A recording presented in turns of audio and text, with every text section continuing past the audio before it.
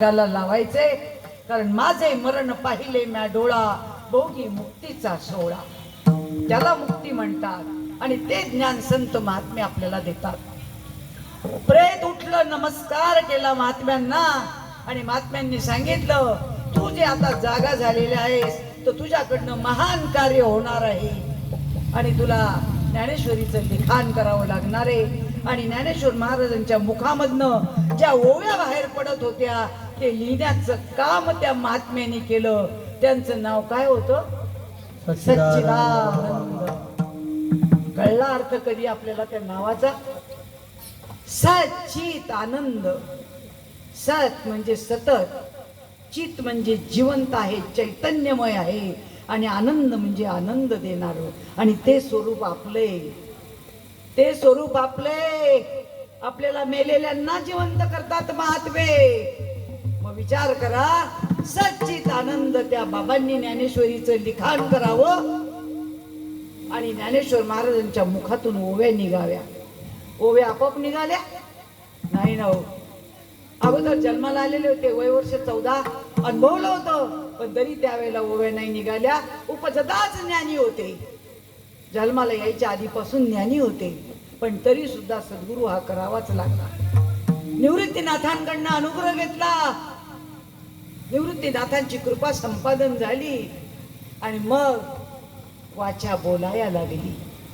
आणि मग सद्गुरुनाथांची कृपा झाल्यावर ज्ञानेश्वर महाराजांच्या मुखामधून सतत त्या ओव्या निघू लागल्या. सतत ओव्या निघू लागल्यानंतर त्याचा कुठेतरी संचय करून ठेवला पाहिजे की पुढच्या पिढीला जगामध्ये त्याचा उपयोग होईल.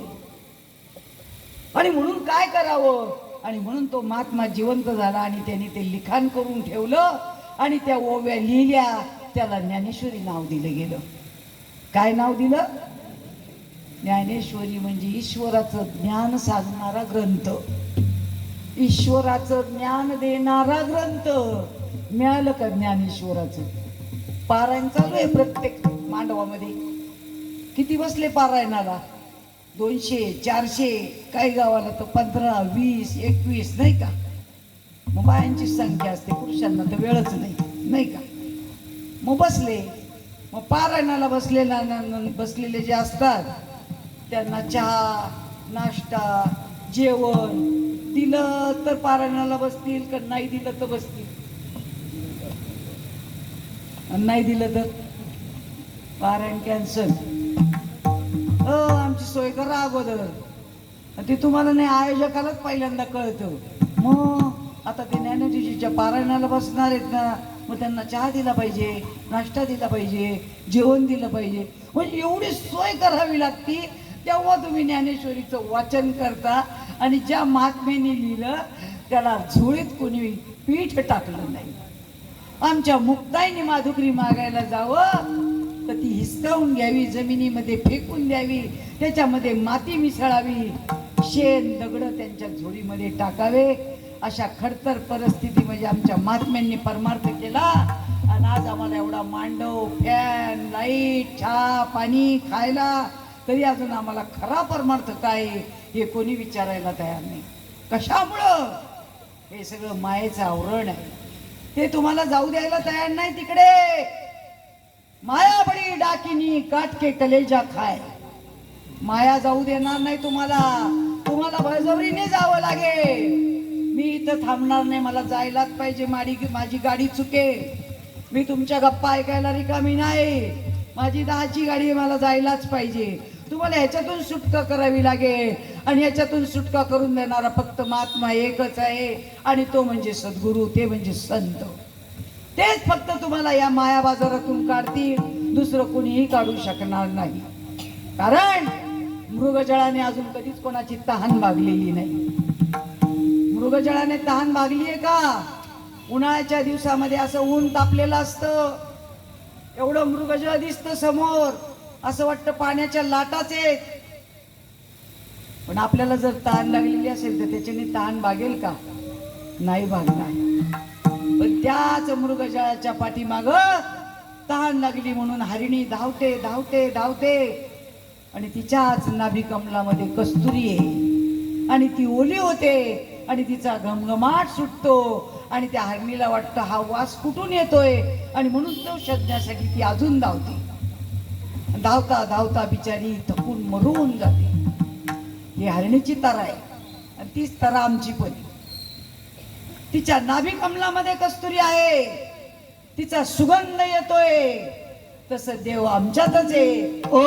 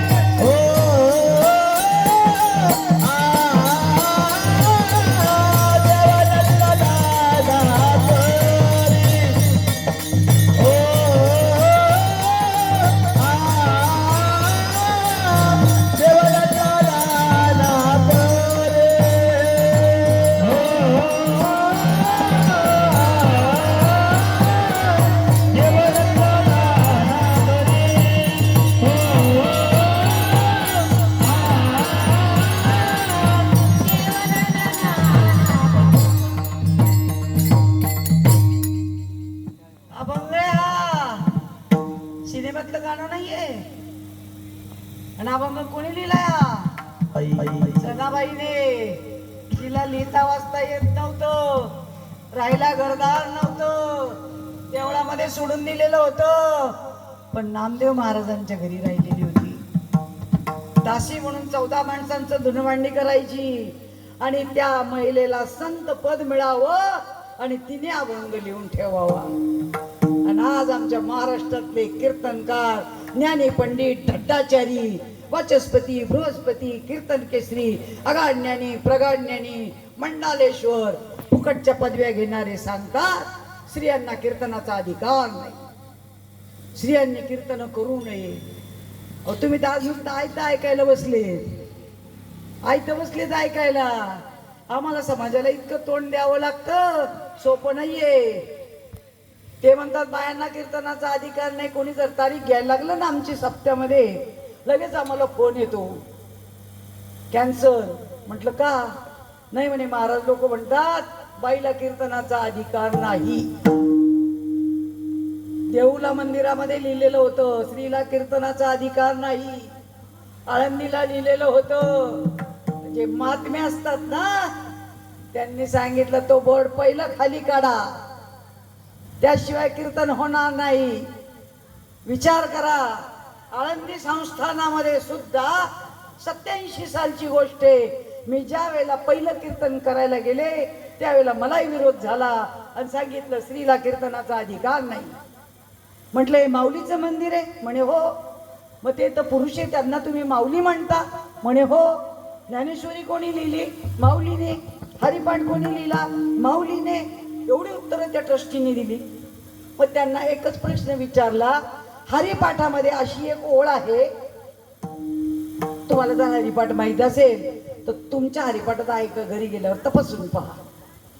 हरिपाठामध्ये लिहिलेलं आहे, ज्ञानदेवा प्रमाण आत्मा हा निधान सर्वा घटी पूर्ण एक. ते म्हणे आहे आमच्या पण हरिपाठामध्ये. म्हणलं मग आहे तर काय त्याची पूजा करायची का? काय काय कुंकू व्हायचं का? सत्यनारायण घालायचा? म्हणे मग अहो म्हटलं त्याच्यामध्ये लिहिलेलं आहे आत्मा निधान, अख्ख्या जगाचा आत्मा एकच आहे. मुंगीपासून तर ब्रह्मदेवापर्यंत सर्वांच्या ठाई आत्माच आहे.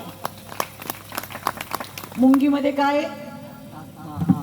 डुकरामध्ये, गाढवामध्ये, ब्रह्मदेवात, तुमच्यात, बावळटात, मूर्खात, दारुड्यात. आणि मग काय फरक आहे? काय फरक आहे ना? काय सांगतो मला? काय सांगतो म्हणून आपण हुशार व्हायला पाहिजे. आपण हुशार झालं ना, ताकद नाही कोणाची. मग विचार करा. मग त्यांना विचारलं, जर आत्माच देवांचा देव आहे तर मग या पुरुषांमध्ये जर आत्मा आहे तर बायांमध्ये आत्मा आहे का आत्मी? तो म्हणतो ट्रस्टीचं पालक. म्हणलं आता काय हसतो म्हटलं, यांच्यात आत्मा आहे ना आमच्यात काय आत्मी आहे का काय म्हटलं. म्हणे नाही. गुपचूप ट्रस्टीची मीटिंग घेतली आणि ताबडतोब मला प्रवचन करण्याचा अधिकार दिला आणि अख्ख्या जगात पहिला अधिकार मिळवला. आळंदी संस्थानामध्ये एकही स्त्री तोपर्यंत कीर्तन प्रवचन करत नव्हती. 20 वर्षापूर्वीची गोष्ट आहे. हा विचार करण्यात त्या सांगितलं, झाशीची राणी तिनं पाजलं इंग्रजांना पाणी. अरे पाठीशी पाटकोळी पोर बांधावं आणि घोड्यावर न जावं आणि आज तर आम्हाला काही नाही ना, सगळ्या सुखसोयी आहेत ना, तरी म्हणतात जमत नाही, तरी म्हणतात जमत नाही. का जमत नाही याचं कारण शोधायचं, सांगणारा भेटत नाही आपल्याला.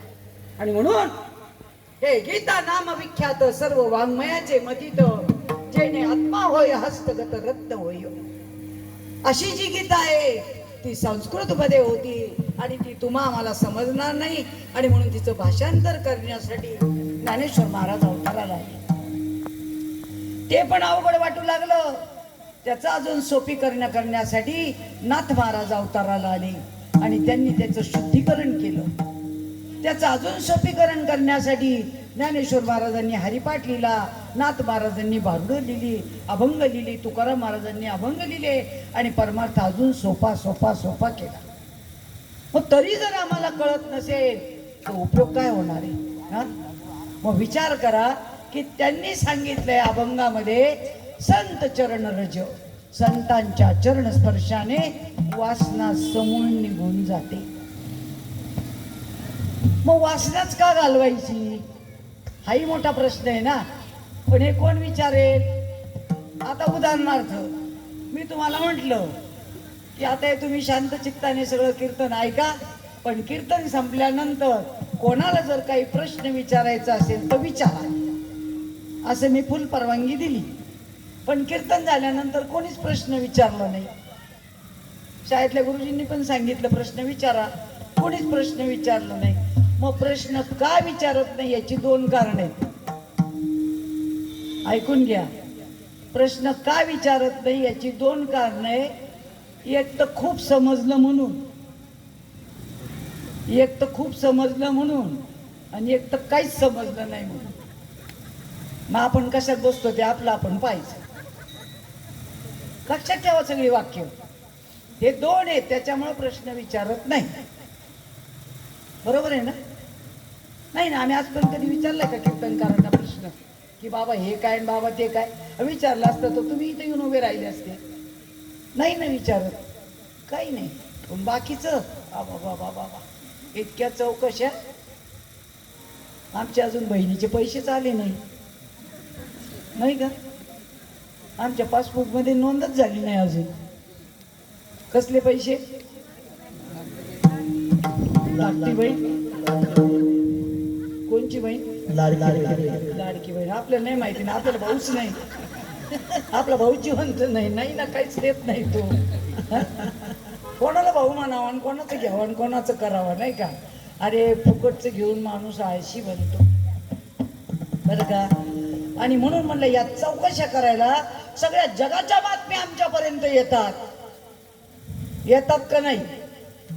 कुठली योजना काढली तुमच्यापर्यंत आली का नाही? कुठं काय खट्ट वाजलं आलं का नाही तुमच्यापर्यंत?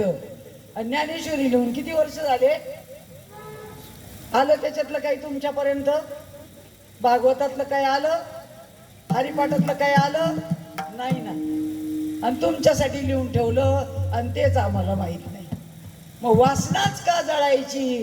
कारण वासनाच पुन्हा पुन्हा जन्माला येते आणि ती माणसाला नाडते. आणि मनुष्य योनी सर्वात शेवटची योनी आहे आणि या योनीमध्येच तुम्हाला भगवंताची प्राप्ती करून घ्यायची आहे. आणि भगवंत कुठे आहे? तर अगदी तुमच्याच जवळ आहे. नाही नाही, तुमच्यामध्येच आहे. किती जवळ आहे? तुझ आहे तुझ पाशी तुझ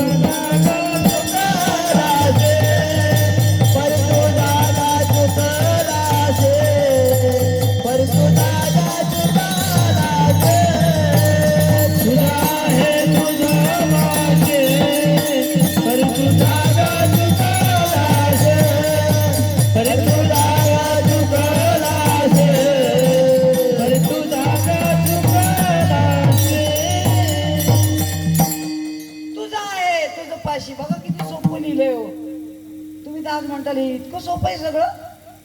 तुझं आहे तुझं पाशी, अरे भल्या माणसा तुझ्याच जवळ भगवंत आहे.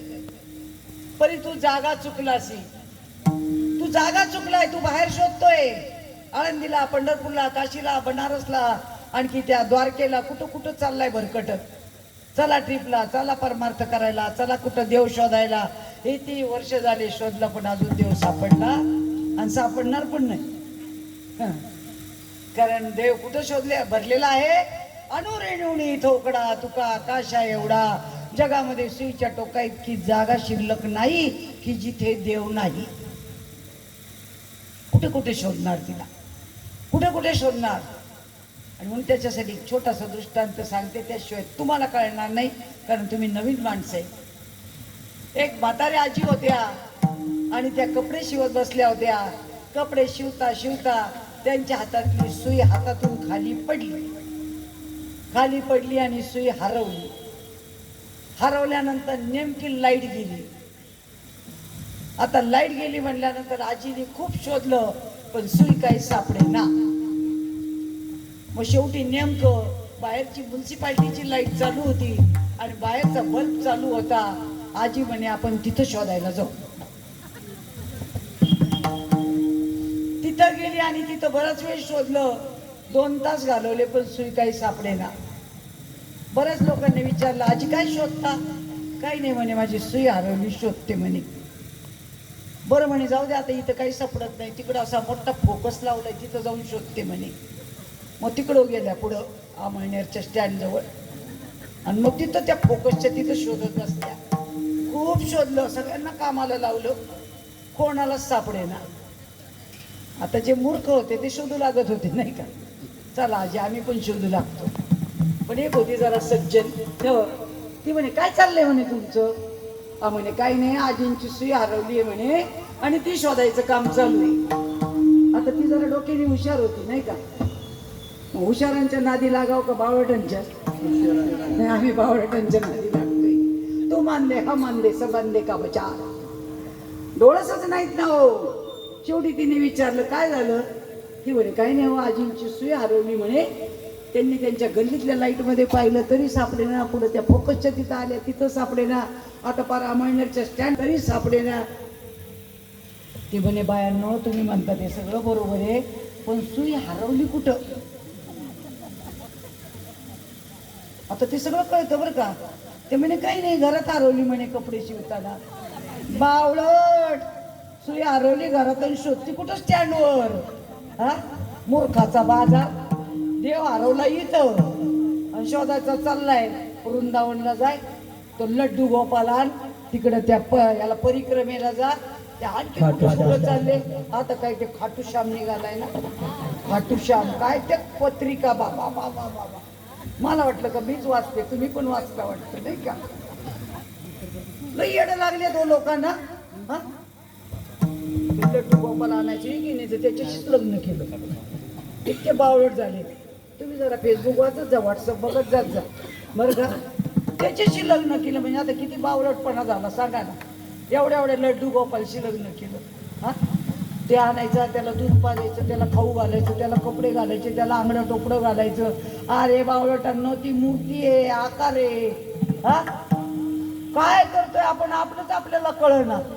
हा ज्ञानदेव म्हणे बदात्मा देवा, ज्ञानदेव म्हणे बदात्मा देवा, ज्ञानदेव म्हणे बदात्मा देवा, ज्ञानदेव म्हणे बदात्मा देवा.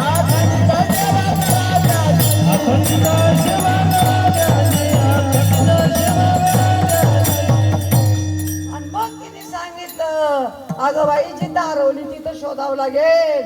आणि मग त्या सगळ्या सळकाया माळकाया आल्या आणि मग घरामध्ये शोधायला लागल्या. तोपर्यंत लाईट आली आणि मग ती सुई तिथं सापडली. हरवली कुठं घरात, सापडली कुठं घरात. आणि टाइमपास कुठं केला स्टँड. आमचा टाइमपास चाललाय. चला या बाबा निघाला, तो संप्रदाय निघाला, तो परमार्थ निघाला, तो भक्ती मार्ग निघाला. हर महिन्याला वेगळा बाबा. आता मी पण बाई आहे पण बायांना लई काय सांगावं. कोणता बाबा निघाला की धावल्या त्याच्या माग. हा संप्रदाय निघाला की चालल्या, तो भक्ती मार्ग निघाला की चालल्या. यांनी काय ते म्हणले यज्ञ करायचं चालल्या. किती 5,000 रुपये घेऊन टाका. अरे त्या यज्ञामध्ये दही काय, तूप काय, काय काय सगळं जाळून टाकतो, पण हा यज्ञ तसाच. हा, आता त्या यज्ञामध्ये इतकं जाळल्यानंतर तुम्हाला काय सुख मिळणार आहे? काय सुख आहे सांगा? अरे सुखाचे मार्ग याच्यापेक्षा वेगळे आहेत. हे फालतू मार्गाला नेणारे लोक झाले आणि ते महाराज लोक तुम्हाला चुकीच्या मार्गाला घेऊन चालले. आणि म्हणून ज्ञानेश्वर महाराजांनी सगळे मार्ग खोडून काढले. योग याग विधी येणे नोय सिद्धी, वायाची उपाधी लंबधर्म. योग याग विधीने सुद्धा देव सापडणार नाही. त्रिवेणी संगमी नाना तीर्थे भ्रमी, नदीत आंघोळी करून नाही तुम्हाला देव सापडणार नाही. आयुष्यभर पाप करायचे, दिवसभर पाप करायचे, चला म्हणे नदीत डुबक्या मारायला. कशाला? तर पाप घालवायला. एका डुबकीने पाप जाईल. हा, पुन्हा नदीतून बाहेर आले की पाप करायला मोकळेच. हा, बरं आता तुम्ही जे पाप धुवायला जाता त्या नदीमध्ये, पंढरपूरला, आळंदीला, आता तुम्ही ते पाप घालवायला जाता, मग ते पाप गेले कुठं? कुठे गेले? नदीत सोडून आले ना, झाले तुम्ही मोकळे, आहे की नाही? आपलं पाप आता गेलं, आपण झालो मोकळं, आलो घरी आनंदाने. आणि मग ते नदीचं पाणी माहिती का तुम्हाला आहे? निसर्ग कसा आहे? निसर्ग फार भारी आहे. आणि तो देव आहे. त्यांनी काय केलं? एकाने विचारलं, का म्हणे आपण जर आपले पाप सगळे धुवायला नदीमध्ये जातो, नदीमध्ये सगळे पाप टाकून येतो, मग घरी आल्यानंतर त्या पापाचं काय? ते पाप कुठं जातात म्हणे? तिकडे म्हणे, तुला सांगतो म्हणे. कुठं जातात म्हणे ते? मग ते जे पाणी असतं ना, त्याच्यावर सूर्यकिरण पडतात, ऊन पडतं, आणि त्या सूर्यकिरणाने त्या पाण्याची वाफ होते. कांदिव नाही का शाळेतलं बरं का हे? त्या पाण्याची वाफ होते. त्या वाफेचे ढग होतात. त्या ढगाला हवा लागली की पाऊस पडतो. मग तो कुठं पडतो? सगळ्यांकडं का एकाच्याच गावाला? सगळ्यांच्या गावाला पडतो. मग सगळ्यांच्या गावाला तो पाऊस पडतो आणि मग ते पुन्हा पाणी कुठं पडतं? तुमच्यावर. मग ते पाप होतं का पुण्य होतं? बस तपास, पाप आहे का पुण्य आहे? त्यातलं आपलं कोणतं आहे की नाही? आपण काय खाल्लं होतं, काय पिल्लं होतं, कधी खोटं बोललो होतो नाही का, कुठं काय काय केलं, हे सगळे पाप त्या पाण्यातच आहेत बरं का. ते कर्म पुन्हा पुन्हा पुन्हा पुन्हा फिरत तुमच्याकडेच येतं. वावे पतित वावे पतित वावे पतित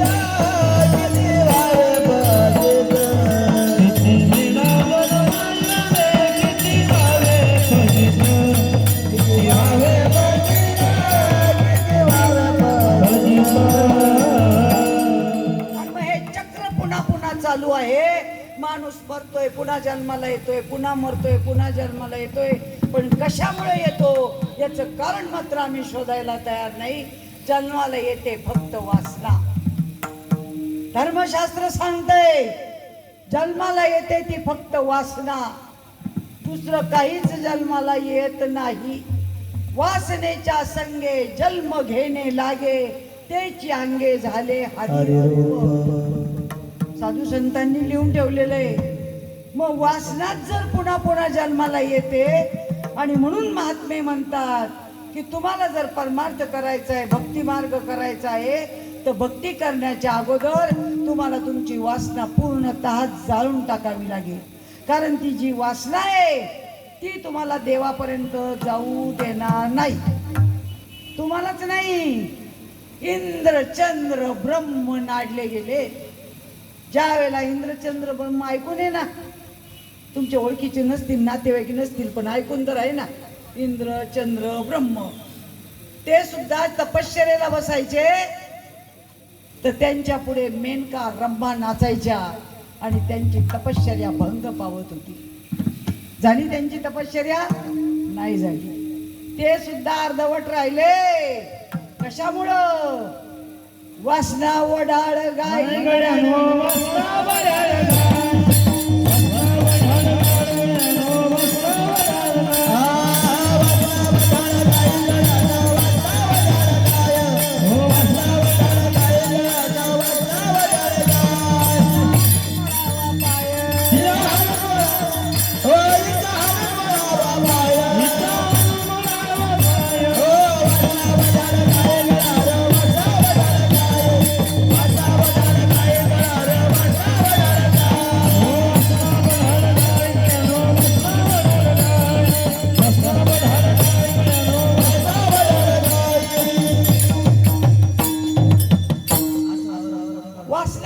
ओढाळे वासना ओढाळ गाई गड्यांनो वासना ओढाळ गाई तिचा हाणून मोडावा पाय. ओढाळ गाईला काय करतात तुमच्याकडे? काय करतात? मोकळं सोडतात का? बांधून ठेवतात ना. मग इथं त्यांनी तेच सांगितलंय, तिला पाय बांधून टाका. ती बेकार आहे, वासना आहे, ती एकदम खतरनाक आहे. तिने आजपर्यंत कोणाला सुचू दिलेलं नाही. मग तुम्ही म्हणताल आमच्यामध्ये वासनाच नाहीये, हे तुमचं मत आहे हो. तुम्ही आपण ते सांगू शकत नाही. अनादी कालापासून, किती कालापासून माहिती? 84 लक्ष योनी, एक एक योनी, कोटी कोटीचा फेरा, आणि मग लागला वारा या नरदाचा. 84 लक्ष योनी, एक एक योनी, कोटी कोटीचा फेरा. एका मुंगीच्या जन्मात कोटी वेळा, एका आळीच्या जन्मात कोटी वेळा, एका डासाच्या जन्मात कोटी वेळा, आणि एवढं जेवढं जमे या पृथ्वी तलावर तेवढ्या जन्मांमधून आपण आलेलो. कशा कशाचा हिशोब लावणार? आणि एवढी जी पाप आपण घेऊन आलेलो आहोत ते सगळं इथं घालवायचे, मग भक्ती मार्गाला लागायचे. हे लटांबळ घेऊन भक्ती होत नाही. म्हणून म्हटलेलं आहे, तुमची चप्पल बाहेर काढा, मग मंदिरात जा. काम क्रोध बाहेर ठेवा आणि मग मंदिरामध्ये जा. मंदिरामध्ये जायला शुचिर्भूत असावं लागतं, पवित्र असावं लागतं. मग भक्ती करताना सुद्धा सगळ्यांना वाटतं भक्ती करावी, भक्ती करावी. हळदी कुंकू गुलाल बुक्का होऊन भक्ती होते, सत्यनारायण घालून भक्ती होते.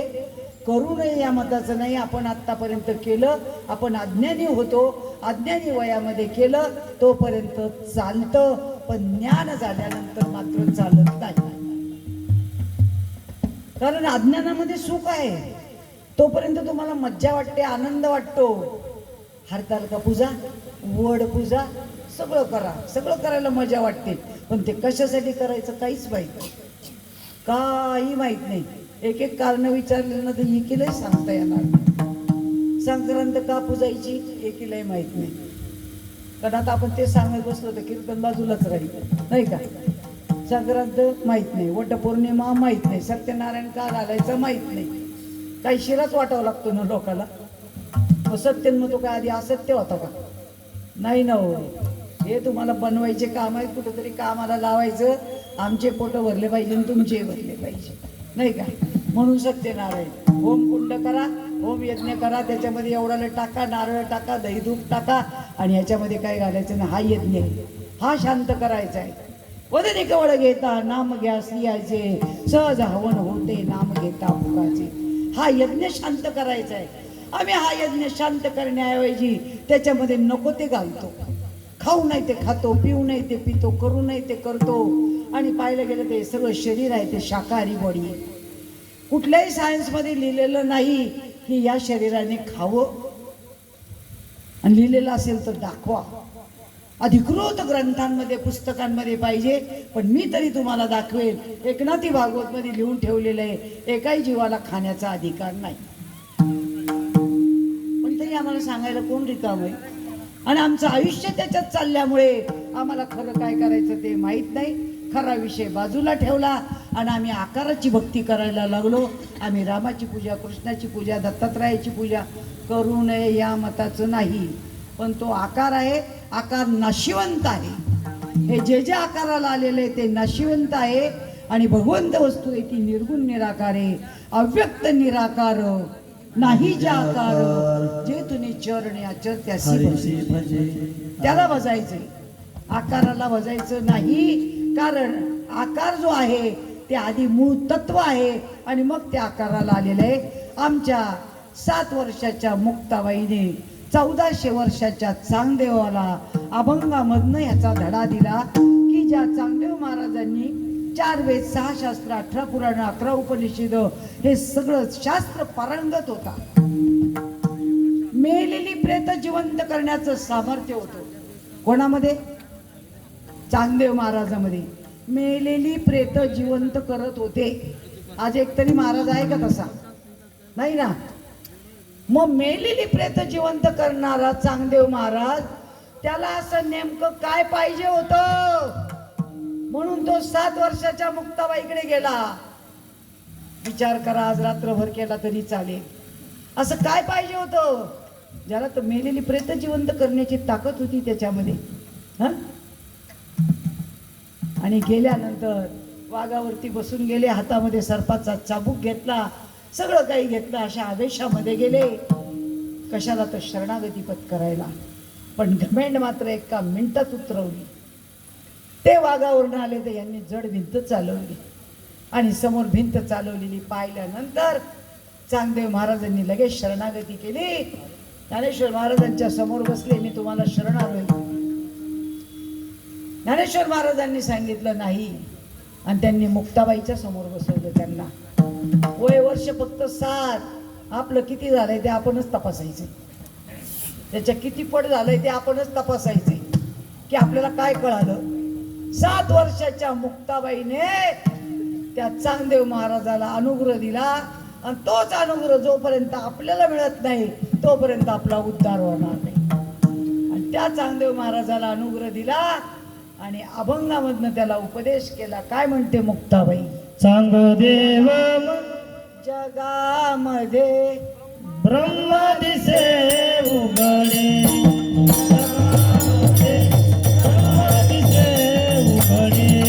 जगामध्ये ब्रह्म दिसे उघडे, जगामध्ये ब्रह्म दिसे उघडे. नरबळी लगडे, एकची धागा नरबळी न पडे, तोरे आले लुगडे, जगामध्ये ब्रह्म दिसे उघडे. ब्रह्म दिसे उघडे, जगामध्ये ब्रह्म दिसे उघडे. ओ ब्रह्म दिसे उघडे, ब्रह्म दिसे उघडे, ब्रह्म दिसे उघडे, जगामध्ये ब्रह्म दिसे उघडे.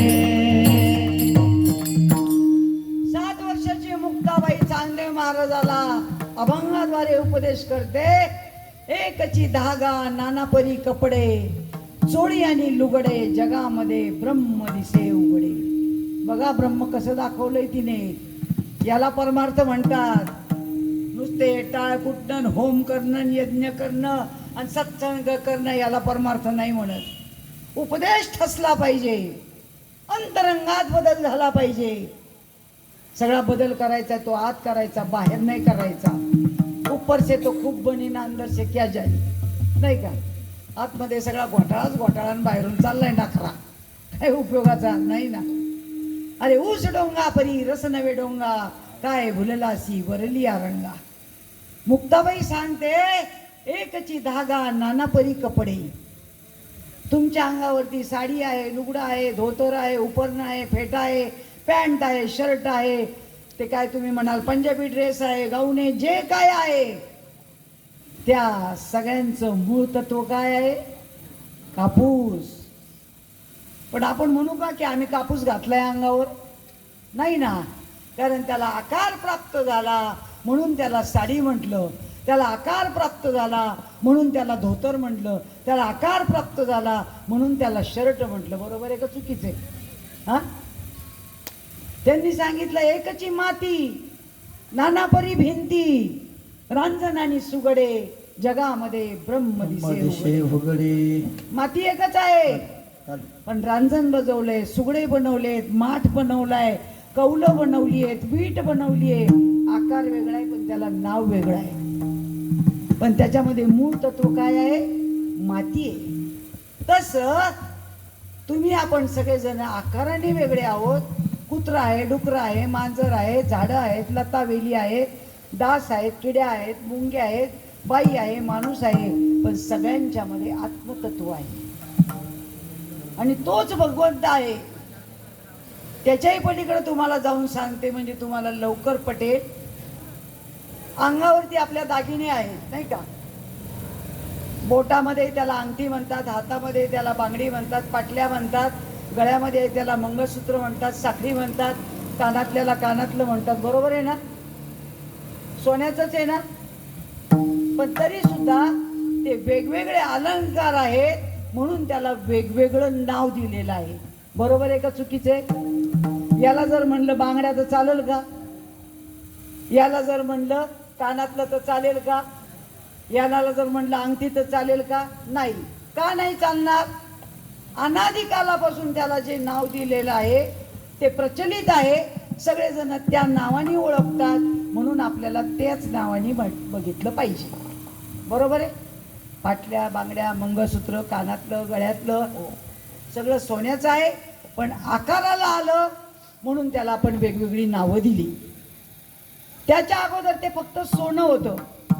बरोबर आहे? सोन्याचं बिस्किट असेल, सोन्याची वीट असेल, सोन्याची चीप असेल, सोन्याचा गोळा असेल, होता का नाही?